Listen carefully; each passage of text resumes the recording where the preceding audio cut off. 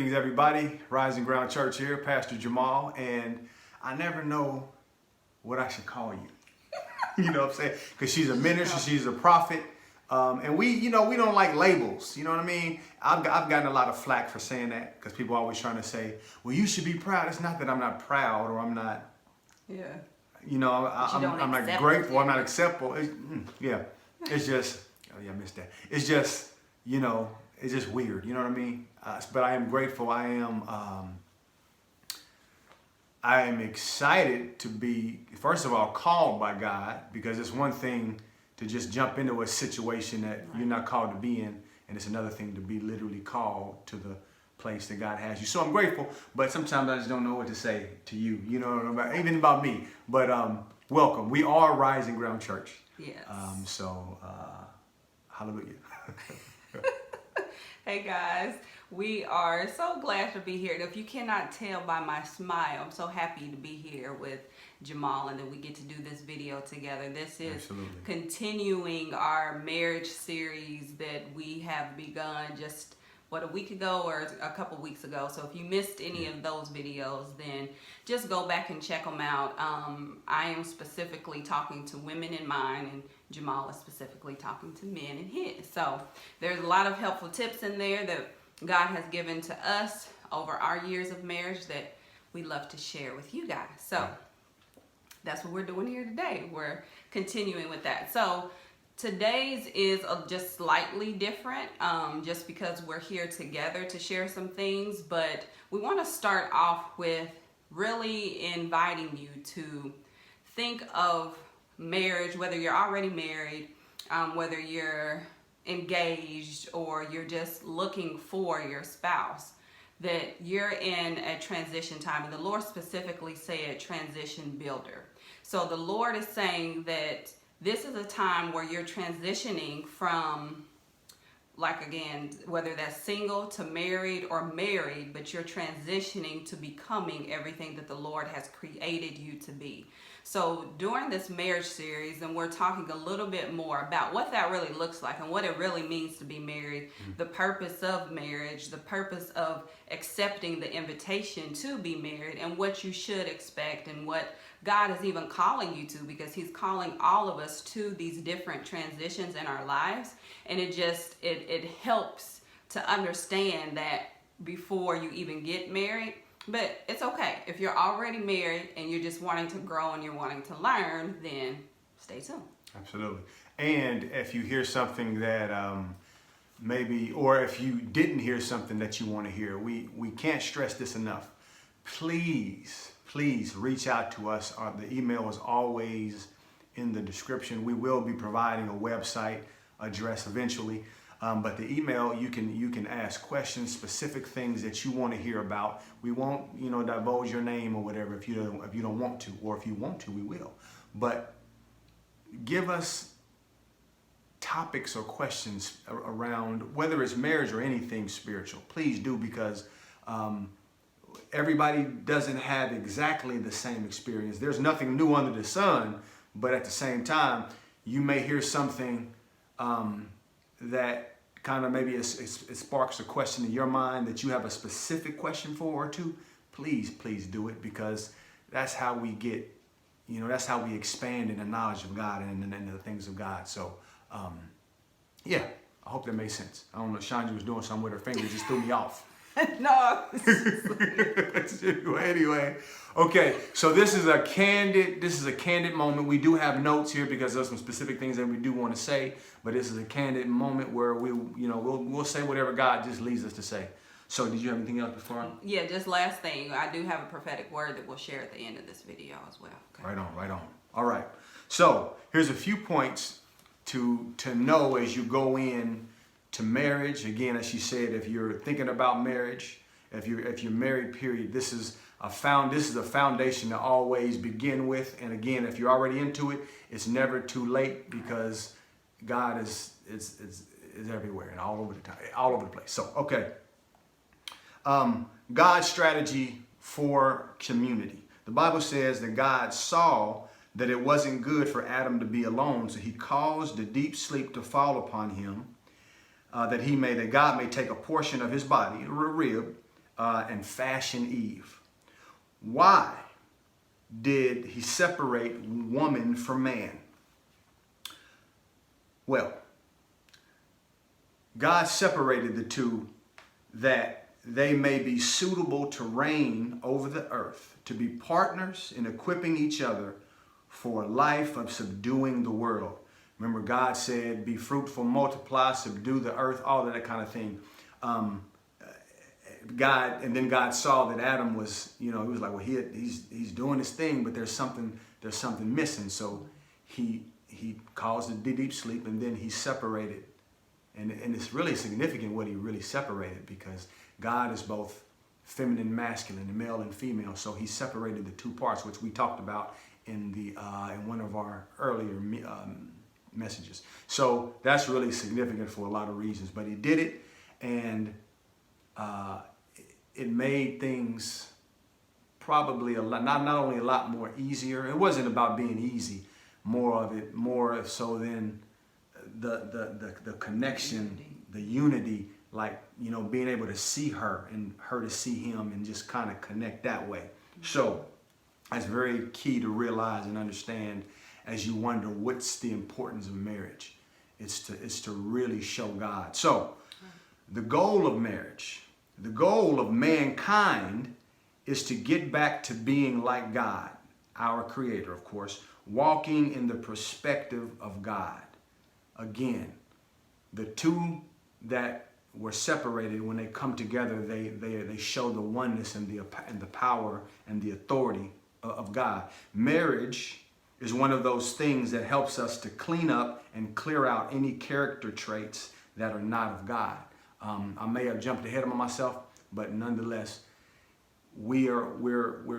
it's significant to understand that, because we're all on a journey to becoming more and more like God. Marriage pulls those things out of us, because to God, we're all one. Everything is unified. So to us, it may look a little different, because we're kind of like on the outside looking in, per se. But when you understand the foundation of marriage, when you understand the reasons why a thing is a thing, then you're better equipped to win the game. I'm not a sports person, but I have to use those little kind of things from time to time. So when you know the game, you can win the game. Marriage is specific. Did you have anything to say about that? No. All right. Marriage is also a picture of oneness, unity, and perfection. It's like the reassembly of God's power and nature expressed as man. Marriage is the reassembly of God's power and nature expressed as man through man. So when you know that we're together, we unify, we get together in the covenant of how God laid it out. When we do that in that Christ-centeredness, when you do things God's way, in God, of God, through God, then what happens next, the beauty of what's reflected is magnificent. A lot of our marriages don't reflect that. So we never really get to see the heart of God. We never get to see God's nature, because we got some backwards things going on. So understanding what God has done and why he's done it, and being connected to God first, it's not a perfection as we know perfection, but God brought us together. Literally, first, I didn't think I was going to be married for a while. I didn't think I was going to have no kids. It was like, man, what's going on? But then, because I was in some ways yielded to God, because I wasn't right, back then, but I wasn't wrong either. But I still heard the voice, and I heard it and I obeyed it. And as a result of that, then the perfection of what God ordained, it connected and it blossomed and it's ever growing. So it's just really important for us to kind of obey the voice of God, obey the nudges of God, even if we don't understand that that's what it is at the time. Just go with it. Let's see. The reason for marriage should never be about white picket fences and the perfect life. Starting your marriage off with those beliefs will probably create a foundation for stress and strain. So, how many times have we heard, man, when you think of marriage, you think about this, again, these white picket fences, the houses that you own or whatever, this little utopic thing. And that's fine and dandy, but that's not the purpose of it. That's not what you go after. That's why it's important that you understand the foundation to stand on first as you are entering marriage, or even if as you're married, but maybe you didn't know this, you can start to, apply these principles now. So it's important to know why a thing is a thing first, so you can really start to build, again, a firm foundation and, kind of increase that way. Because if you don't, again, then you're going to go into a marriage thinking she's perfect and he's perfect. And then when you find out that that's not the truth, then, you can jump off a bridge. You know what I mean? Like, I'm ending this marriage, I'm leaving, I'm gone, blah, blah, blah. Or you'll start to feel the weight of a truth that's not a truth because as you thought it was. And then that weight causes you to pull back. It causes you depression. It causes you anxiety in these things because you didn't know what you could have known at first. But remember, it's never too late. Yeah. And so I want to reiterate with this. So however, the benefit of having a Christ-centered marriage can be extraordinary, expressing itself in a wealth of ways over every area of your life and your marriage. So, yeah, we don't go into it looking for white picket fences, but when we do what God says, when we clean up and clear out the old traits that are not of God, and we embrace those that are of God. And these things are not so weird. They're not so spooky. They're just being able. You're learning how to put the ego aside. Your own ego, because nobody ever really deliberately wants to hurt you. You know what I'm saying? If you feel like your spouse is hurting you, if you feel like you're in a relationship and it's just craziness, 99.99% of the time it's not because a person is deliberately trying to do it. They're just stuck in their own way of existing. And marriage helps us to get rid of our own selfish ways.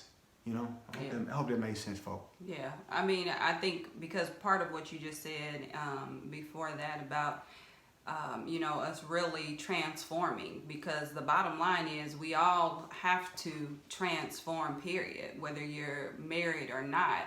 And marriage just provides that platform for the transformation and that transition that we talked about at the beginning.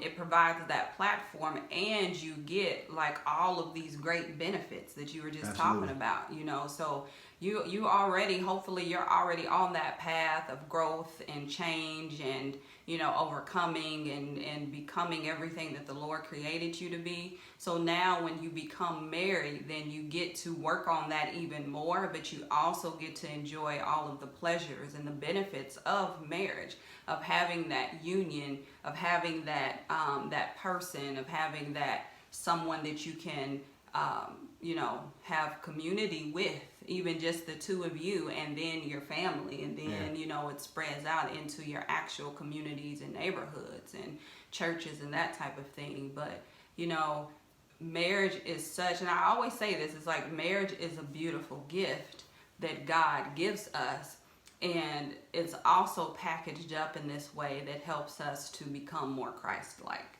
So we just have to learn that is the point of marriage, that we have to learn to die to self, that we have to learn to not get caught up. Because I always say that a lot of us have this fantasy of marriage.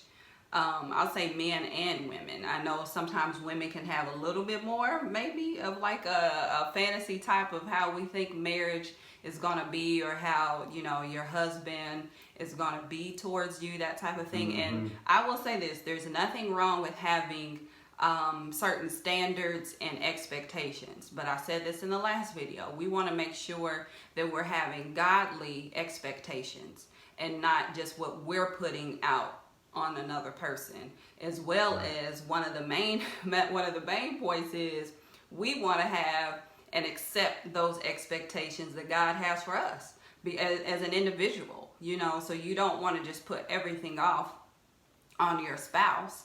and say, well, I expect you to be this way. I expect my marriage to look this way. I expect my family to act and to look and to move this certain type of way. I expect us to move here by this time frame. I expect this amount of money for you to make or for us to bring in, or you know what I mean? Like these are the things that are damaging to relationships.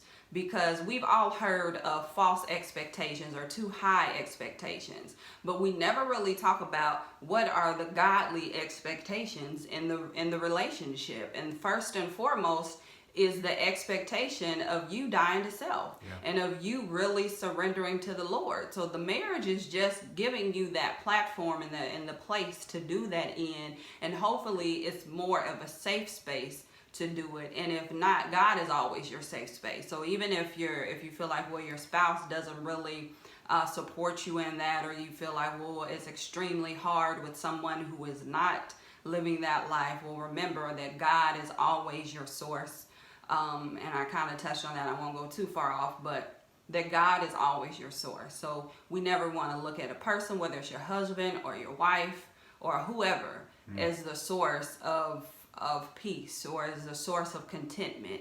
You know, yes, your marriage should be a safe place, and it should be a place of joy and happiness and home and love and all of those things. But even if you have moments or seasons when it's not that, then you have to remember that God is always your ultimate source. So you can't depend and rely on your spouse to do those things that are supposed to be the connection between you and the Lord. So it's always good to remember that. Right, you know, and I'm thinking of something now.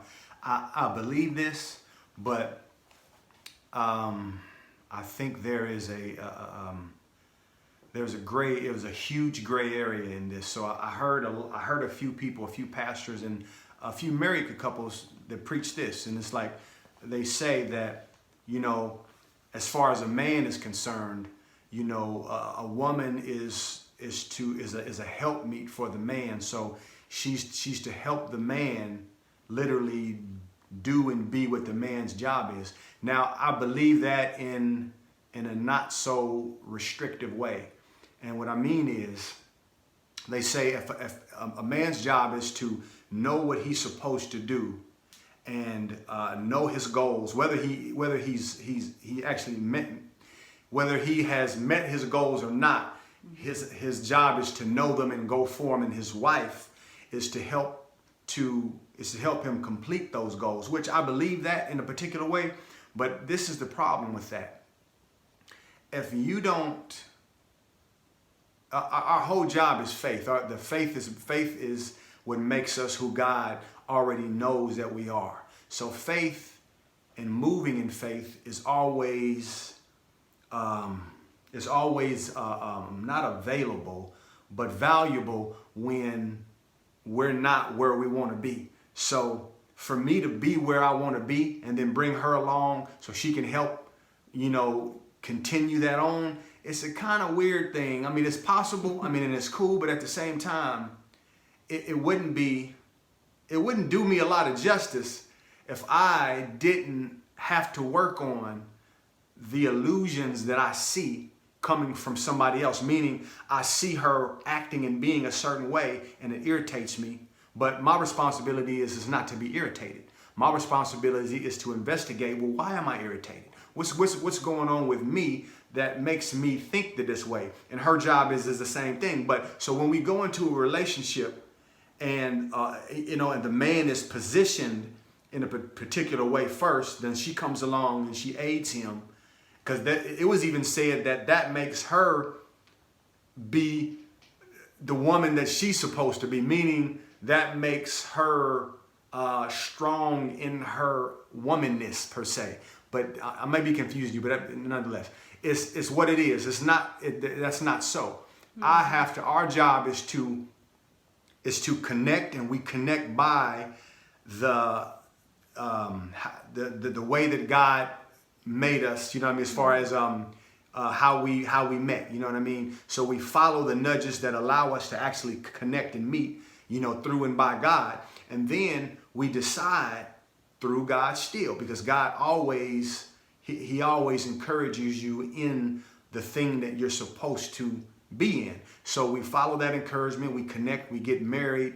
Now the work comes in. The work is cleaning out who I thought I was, cleaning out the irritations that I've learned to have because of life and because of all of the things that are not, that are false. You know what I mean? So there's no perfect way to be married is what I'm saying. You don't go after a rich man. You don't go after a man that's, that's responsible per se, because there are a lot of great marriages that were formed or founded on complete and total brokenness. But because they decided to yield to God and connect, and they allowed Christ to be the center of their minds and their eyes and their imagination, then it caused them to, turn into something wonderful. You know what I mean? So don't think there's a perfect person, or meaning a perfect way to be married first. Hope that makes sense. Yeah, and I think too, as you were saying, and don't think that there's a perfect person out there, because we are perfect in the eyes of Christ, of course, so we acknowledge that and we recognize it. But just as you were saying, that there's work that has to be done. There are things that we have to do, and you have to be willing to do it. That you just have to be willing to do it, and your focus has to be on yourself. What are you doing in your own life, in your personal walk with Christ, as you continue to grow, as you learn? Are you applying that in your marriage? Are you just applying it only in certain areas, and then you think that the marriage portion is supposed to just magically come together? Like, well, I'm married, so that's it.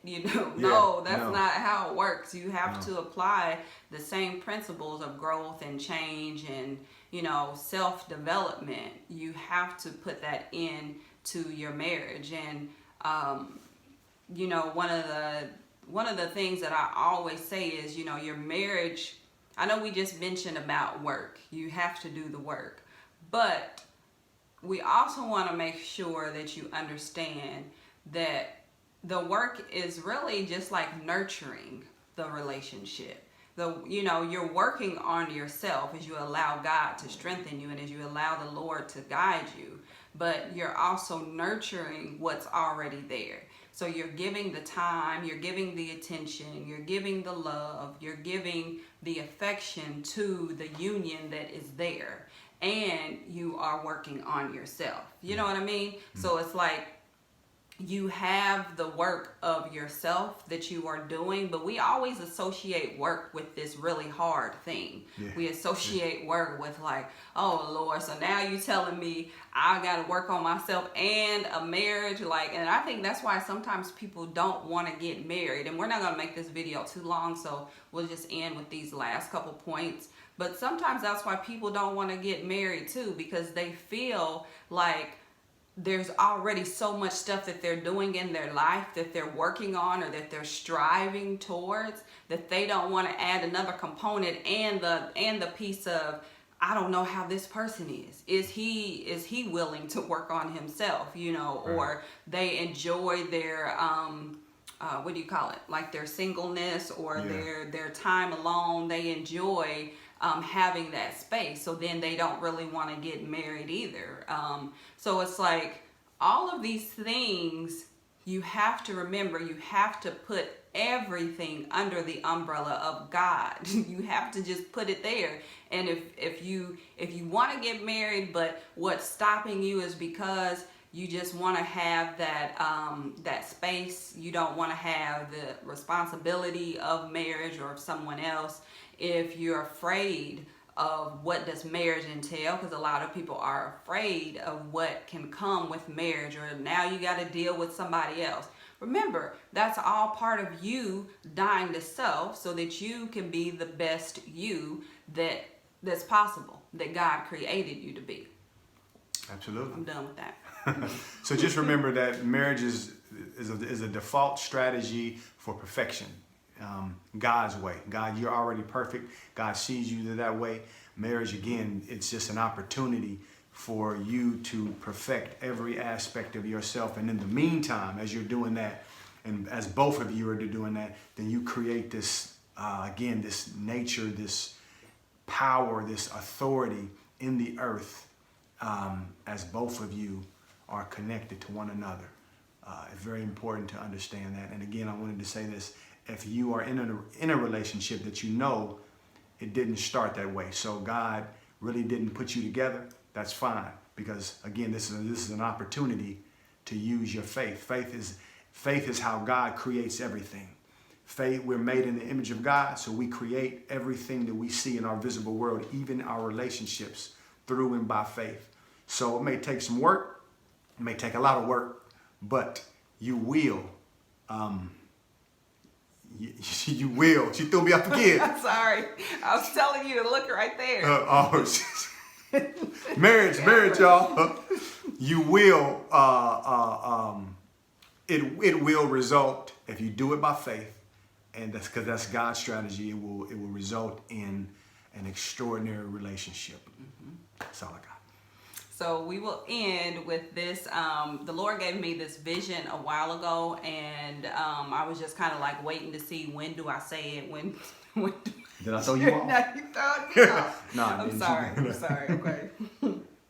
But the vision was of a beach, and it was filled with couples dressed in white, and they were all getting married, but they were literally lined up hand in hand waiting for their turn. So for some of you, you already have that mate. You already have them. Maybe you just don't recognize them yet as your spouse. So the Lord is having you join, but you don't know it yet. So be encouraged that that person will be revealed to you, and be encouraged to know that the Lord has someone for you. And now for other people, that means you're already standing there,